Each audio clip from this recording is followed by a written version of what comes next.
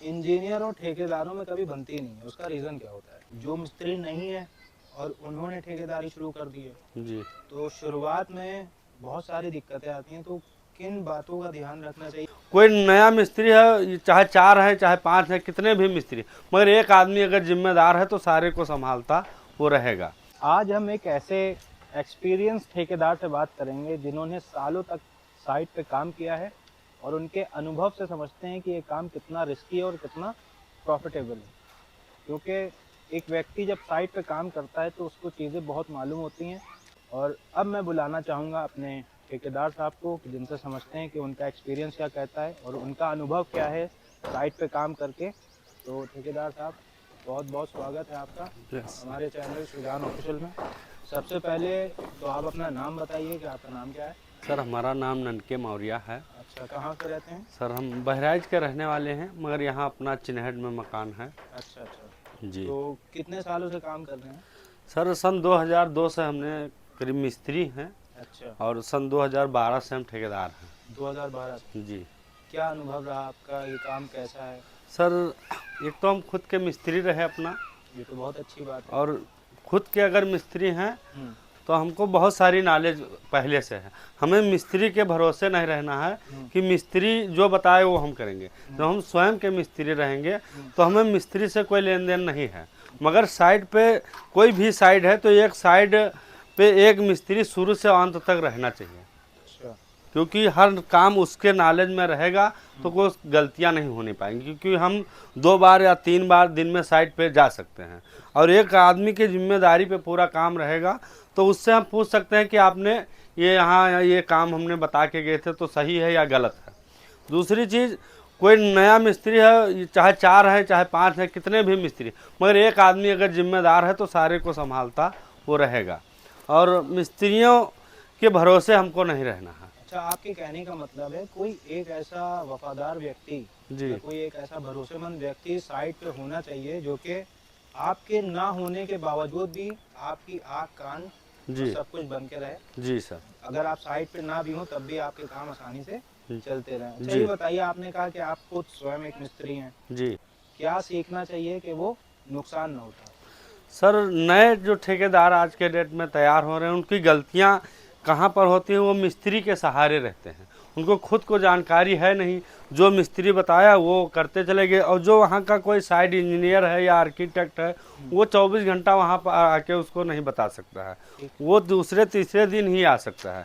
तो गलतियाँ वो करेगा तो जब आर्किटेक्ट आएगा बताएगा कि ये गलती हो गई तो वो मकान का नुकसान हो जाएगा उसमें।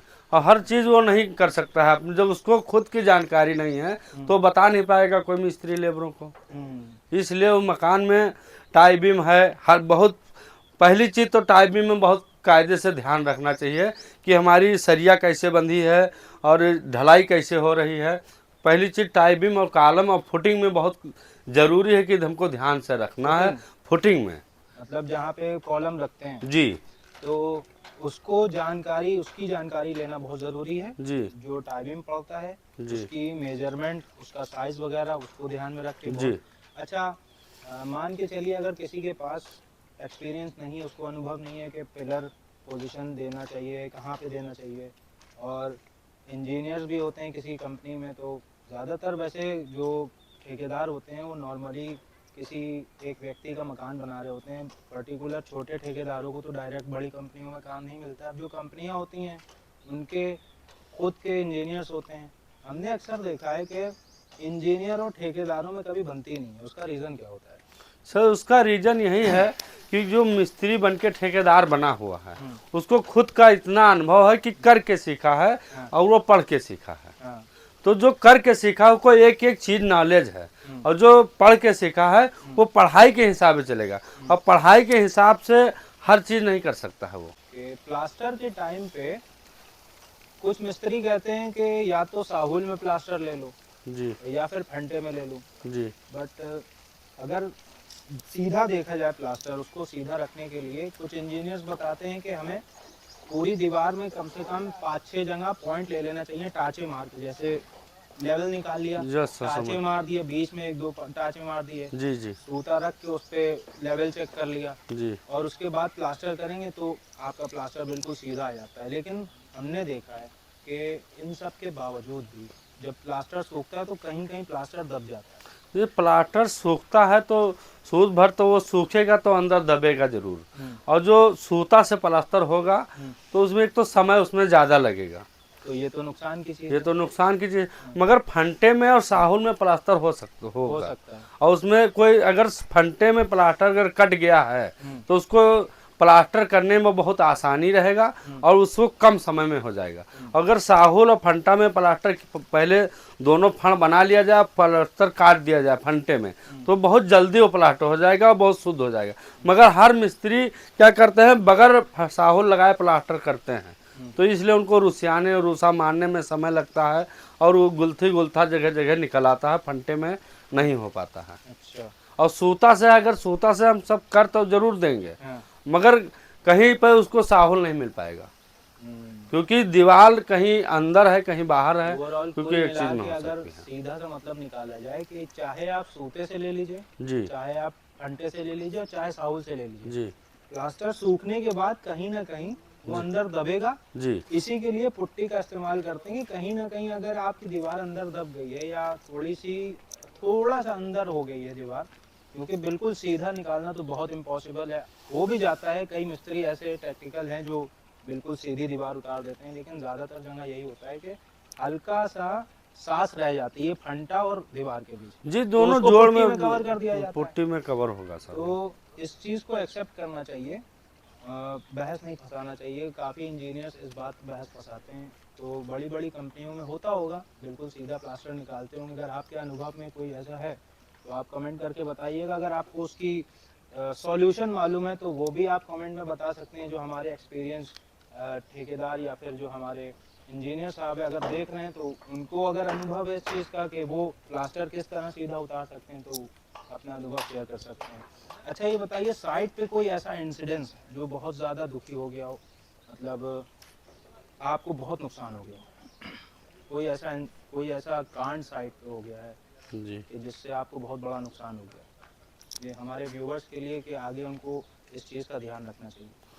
सर, पहली चीज़, अगर हम साइट पे हैं, लेबर मिस्त्री हमारे काम करते हैं, तो जो हमारी सुरक्षाएं हैं उसको एक तो भाड़ा पे बहुत कायदे से ध्यान देना चाहिए कि हमारा भाड़ा कहीं गड़बड़ नहीं होने पा रहा है, और मिस्त्री और लेबर के बताए मुताबिक हमको नहीं चलना है।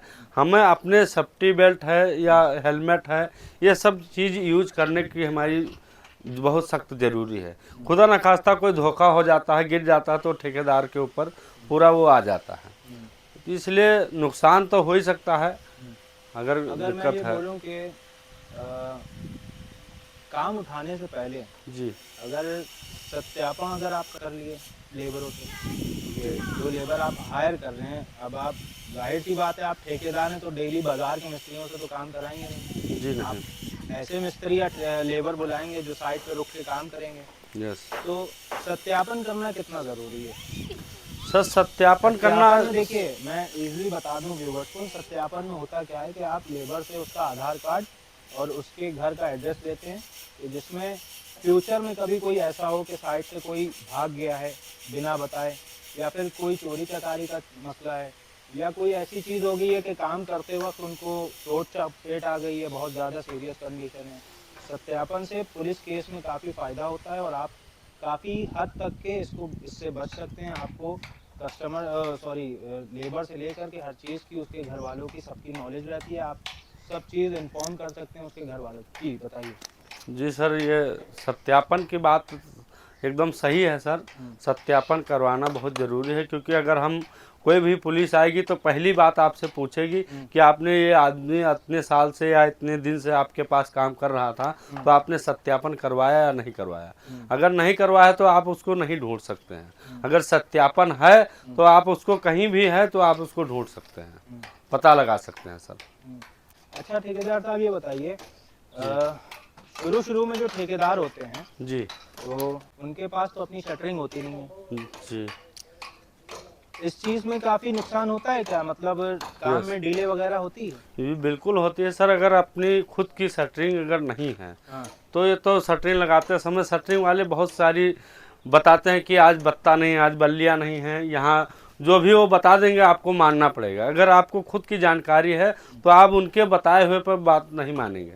आप खुद बताएंगे कि यहाँ पर ये गलतियाँ हैं और ये गलतियाँ हो जाएंगी तो गड़बड़ हो जाएगा।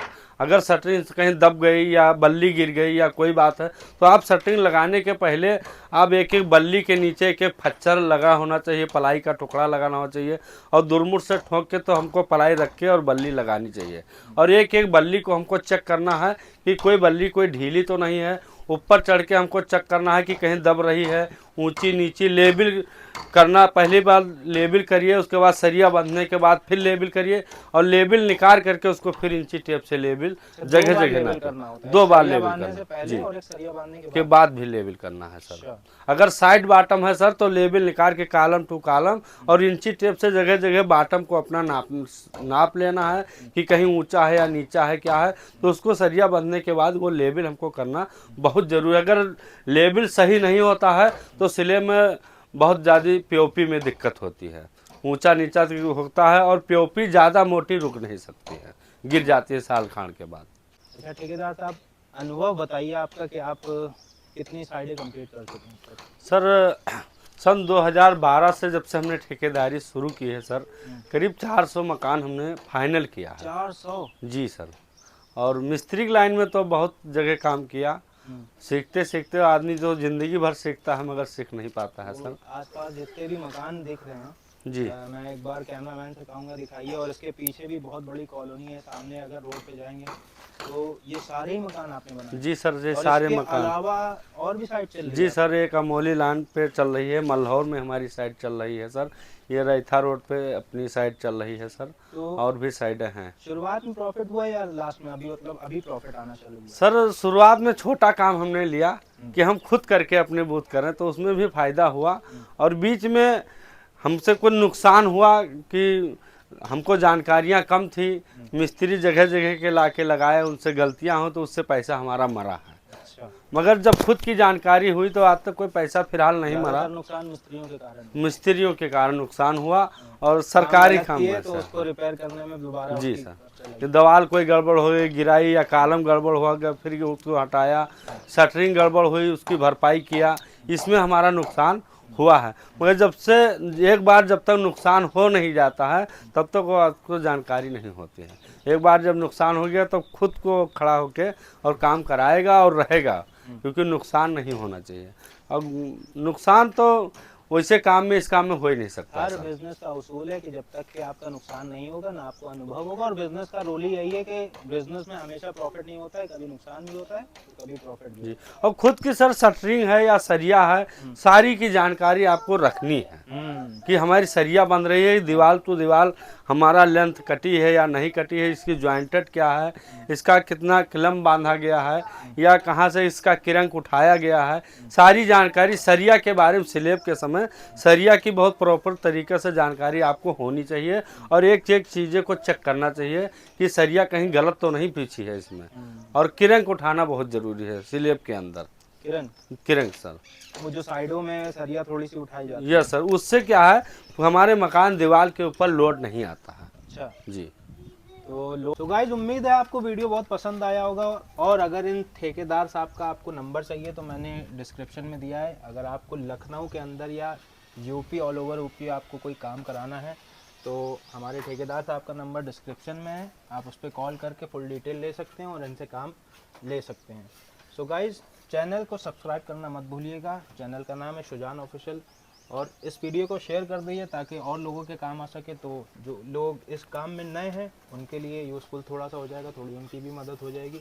और हाँ, एक चीज़ का ख़ास ख्याल रखिए, सत्यापन बहुत ज़रूरी है। अगर आप ठेकेदार हैं तो जितने भी लेबर हैं आपके साइट पे उसका सत्यापन करना ज़रूरी है, और नॉलेज होना बहुत ज़रूरी है। अगर नॉलेज नहीं है तो आपके पास कोई ऐसा मिस्त्री होना चाहिए जो इतना एक्सपीरियंस हो कि आपकी पूरी हेल्प करे वो।